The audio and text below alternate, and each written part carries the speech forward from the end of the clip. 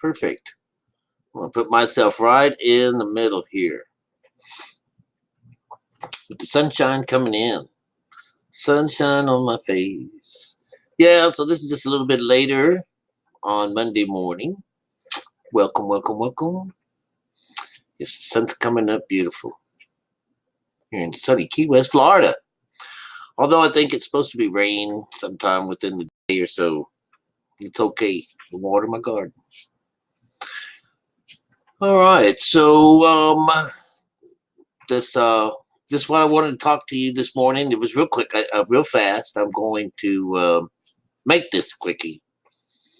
But the idea of when Jesus tells the brethren that he has to go, this is after he has been let off the cross, and comes back and sees them a few days later, and he tells them that where he goes, he says he has to go, or the helper would not come to them. That he was going to prepare a place for them in his Father's house, and so prepare the way. And so, and where he goes, they do not know, or they cannot come. And so, so the idea behind this, and he says, and you should rejoice because I go into my Father. And it's very interesting because as we're recognizing our Bible as setting us up for the two sides, our learning and then our coming out of this, all right? So for him to go into Father, to come into Father, that is, this is where he's going into hiding. He's preparing a place for us. And so when he returns unto the Father, this is this idea of our seed, or him being this idea that this is our soul. Jesus becomes our soul, and he goes into the Father to prepare it for a place to come, to prepare the place for the future. Well, anyways, so it's interesting because he goes into the Father first, okay, and Father is Satan. That's the lower mind. He goes into them first, and he prepares the way, and that's the way, and we follow the way. We follow the Jesus, and that way has his own whore, Mary Magdalene, all right? And just like with, when Abraham is awakened, told it's time to get out of his father's house, he runs off. He's got Lot that he brings with him and his wife. Well, Sarah is Sarai and Abram. They don't have the breath of God in them, so they're not connected to God at first. But they have to start off this way on their journey without God. As they are walking and looking for the water and all that stuff, it's this idea that it's an inside traveling or a journey.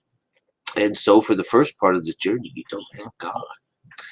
But the way is prepared, and you're following the way, and the way is by doing what God says, and that is to follow the word, Now, when Jesus comes about and his sayings, he says, hey, it's time to follow my sayings, because those sayings are for my Father, the one who sent me.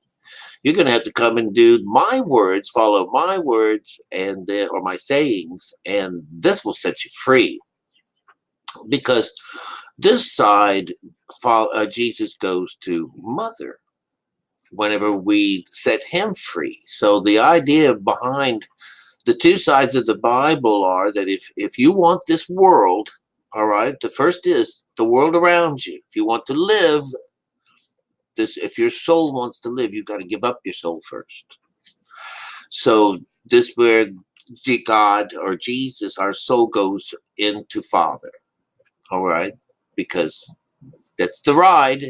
He takes our soul on this long ride, and we do the Nazarene business. We stay unclean, and we grow, and we enjoy life, eat and drink, and we live or die.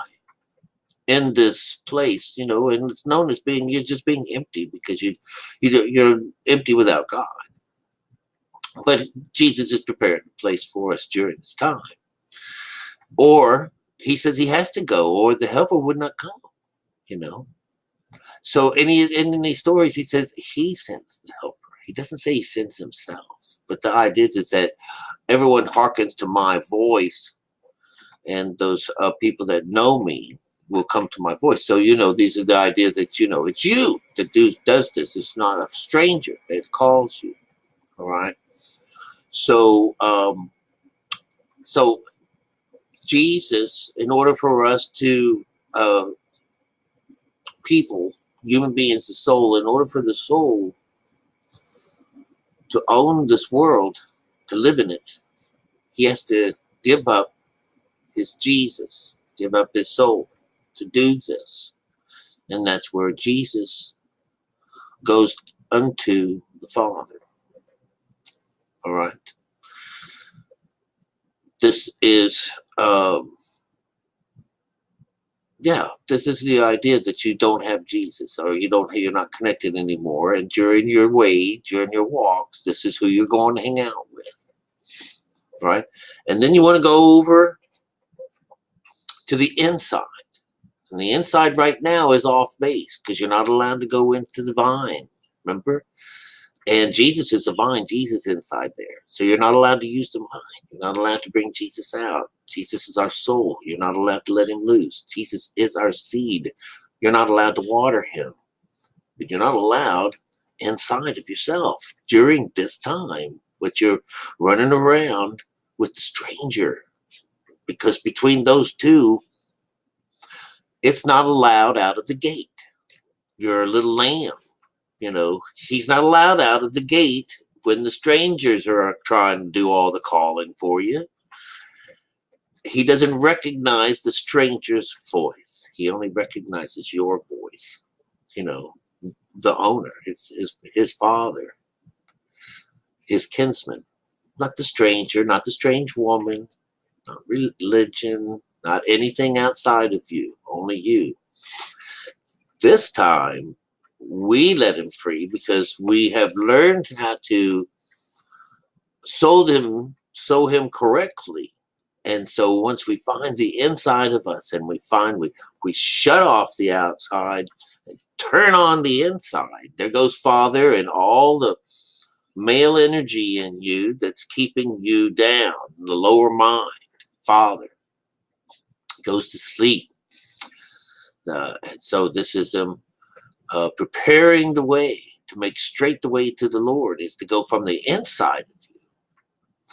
And so this time, Jesus is going inside and going over meeting and getting mom. This is first Father, and then second would be Mother. When Mother comes in, the two come together. That's the coupling, the marriage.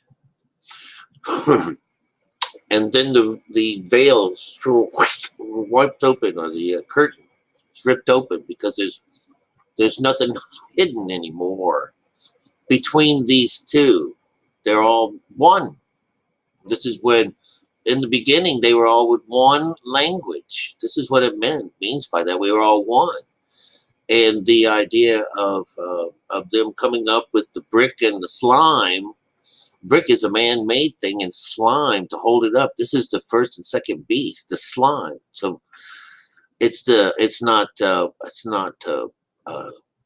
and clay. You know, things that are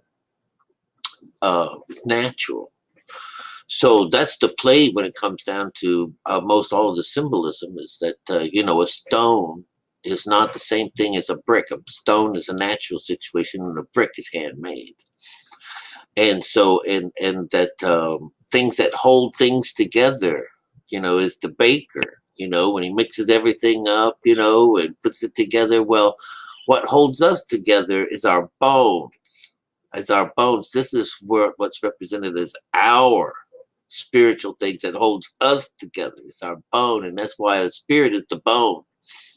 And when the bones are dry, you got shit,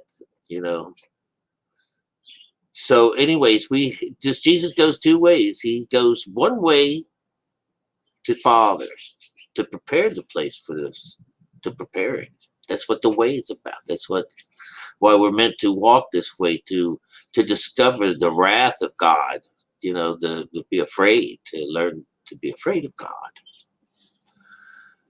And if you're successful while you're doing this, you're actually walking around in a field that God planted himself. And he's going to pull the best ones out of this bunch. He's going to separate you from the tares.